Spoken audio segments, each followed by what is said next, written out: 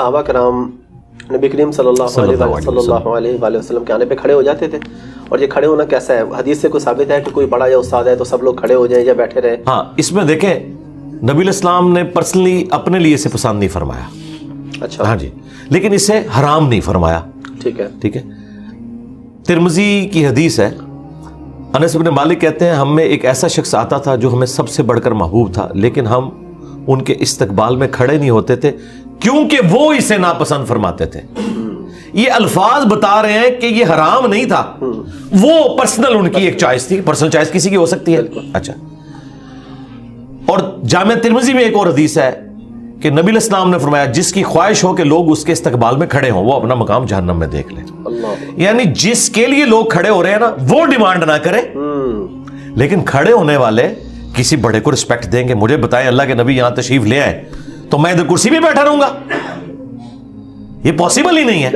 ٹھیک ہے، الا یہ کہ نبی علیہ السلام منع فرما دے، وہ ایک الگ بات. اچھا، پھر نبی علیہ السلام دوسروں کے لیے جو تعلیم فرماتے تھے ایٹیکیٹس وہ یہ تھے. بخاری مسلم میں حدیث ہے، سعد ابن معاذ کو غزوہ خندق کے موقع پر ایک تیر لگا، یہاں رگ ان کی وہ مین رگ جو ہے نا اس پہ تیر لگا، اور آپ کو پتا ہے وہ تو ڈیتھ بھی ہو سکتی تھی، اور اس سے ان کی ڈیتھ ہو بھی گئی. اس کو خون کو روکنے کی بڑی کوشش کی، وقتی طور پہ تھم گیا. بنو قریظہ کا انہوں نے فیصلہ کیا ان کی ڈیمانڈ کے اوپر. پھر وہ گدھے پہ آئے زخمی حالت میں، تو نبی صلی اللہ علیہ وآلہ وسلم نے انصار مدینہ سے کہا قوموا الی سیدکم، کھڑے ہو جاؤ اپنے سید کی طرف. اچھا، وہ کہتے ہیں یہ ہے قوموا الی سیدکم، قوموا لی سیدکم نہیں ہے کہ اپنے سردار کے استقبال میں کھڑے ہو جاؤ. ہم کہتے ہیں کہ وہ پھر کیوں کہا تھا؟ وہ کہتے ہیں اس لیے کہ نبی علیہ السلام نے ان کو کہا کہ اپنے سردار کو گدھے سے اتارو کیونکہ وہ زخمی ہے. تو وہ تو دو بندوں کی ڈیوٹی ہوتی. آپ نے پورے انصار مدینہ ان کے قبیلے کو، اوس کو کہا کہ قوموا الی سیدکم، رسپیکٹ دی. نبی علیہ السلام کی کوئی ذاتی شغف کسی معاملے میں ہو سکتی تھی. نبی علیہ السلام کئی چیزوں کو اپنی ذات کے اعتبار سے ناپسند فرماتے تھے، اس کا ہمیں پروٹوکول رکھنا ہے. لیکن جو باقی معاملات ہیں نبی علیہ السلام نے وہ اس کو حکم کے طور پر امت میں جاری نہیں کیا، تو اس پہ کوئی قدغن نہیں. مثلا نبی علیہ السلام کا یہ ذاتی شغف تھا کہ آپ دائیں جوتی پہلے پہنتے تھے. کسی حدیث میں نہیں ملے گا نبی علیہ السلام نے اسے تعلیم فرمایا ہو. اگر کوئی الٹی جوتی پہلے پہن لے کوئی گناہ گار نہیں.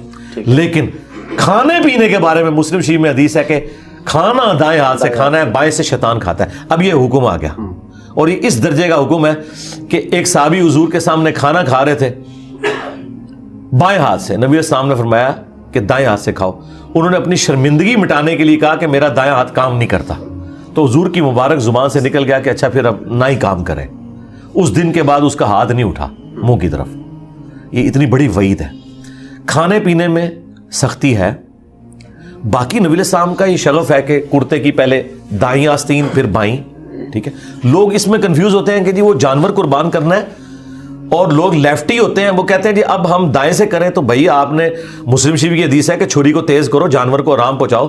ایک لیفٹی بندے کا کیا کام ہے کہ دائیں ہاتھ میں چھری پکڑ کے تو تکلیف میں ڈالے، اس کو ہو سکتا ہے وہ کھڑے ہی ہو جائے جانور، ہاں الٹا گلے پڑ جائے. تو وہ لیفٹی جو ہے وہ اس کا وہ رائٹ ہینڈ ہی ہے، یعنی وہ پاورفل.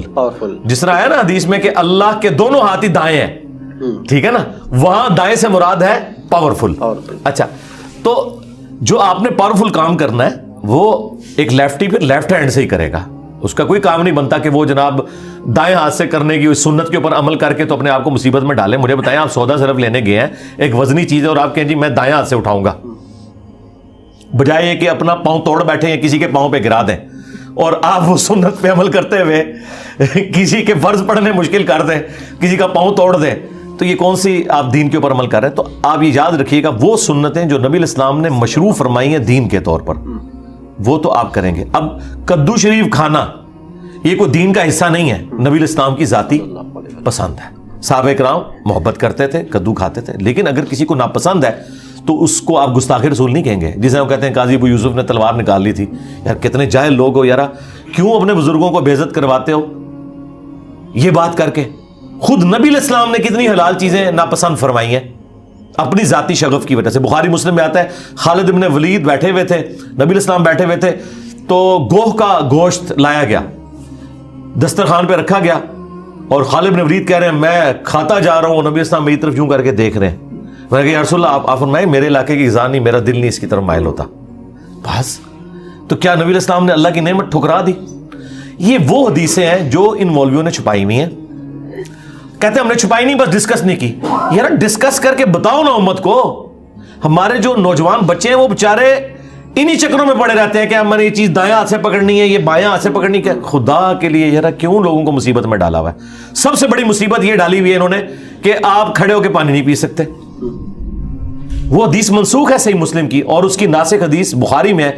मौला अली अपने दौरे खिलाफत में कूफे जब शिफ्ट हुए तो उन्होंने वुजू किया, लोगों को वुजू का तरीका सिखाया मस्जिद के अंदर, और फिर जो बचा हुआ पानी था ना उस बर्तन में खड़े होकर पब्लिकली पिया और कहा कि कूफे के लोगों, मैंने देखा है कि तुम लोग इस चीज को मायूब समझते हो, जबकि मैंने अल्लाह के नबी इस्लाम को खड़े होकर पानी पीते हुए देखा है। ये हदीस नासिक है उस हदीस की कि शुरू में था, बाद में मना कर दिया। मुस्लिम शरीफ में हदीस है कि शुरू में आग पे पकी हुई चीज खाने के बाद वुजू था, बाद में इस चीज से मना कर दिया गया और इजाजत दे दी गई।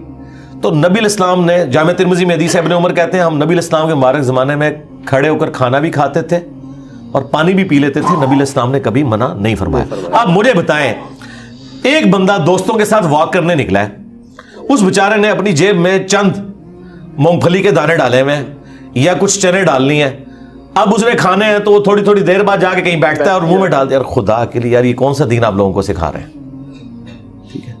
और आप अंदाजा करें कि ये लोग ऐसी ऐसी बातें करते थे। जब हम छोटे थे ना तो ये सबज पगड़ी वाली जमात में थे, वो कहते थे खड़े होकर जब आप पानी पीते हैं ना तो डायरेक्ट जाके मसाने पे गिरता है। अंदाजा करें हमारे बुजुर्गों को मेडिकल साइंस भी नहीं आती थी, मसाने पे कहां जाके गिरता है? वो कहते हैं जी मसाना कमजोर हो जाता है। उन्हें पता ही नहीं कि पानी कहां से ट्रैवल करके मसाने तक पहुंचता कब है। जिस तरह वो एक वीडियो वायरल है, वो कहते हैं कि जी आपने रोजे की हालत में इस्तिंजा एहतियात से करना है वरना पानी ऊपर चढ़ा जाएगा। यार इनसे पूछो कि इनको, अच्छा उसमें वो कहते हैं मैदे तक पहुंचने का अंदेशा है। अल्लाह के बंदो, टूट सकता है। मैदे तक तो तुम सारे मिल के भी पानी नहीं पहुंचा सकते।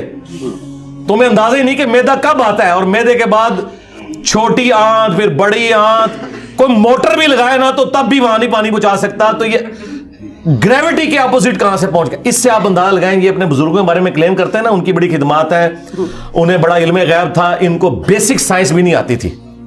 बेसिक साइंस भी नहीं आती कि पानी अंडर ग्रेविटी नीचे जाता है या ऊपर चढ़ता है। ये इन लोगों की हालत है और लोगों को परेशान किया हुआ है। और लोग फिर हमसे मसले पूछ रहे होते हैं कि जनाब ये रोजा टूट जाता है जी, अंदाजा करें।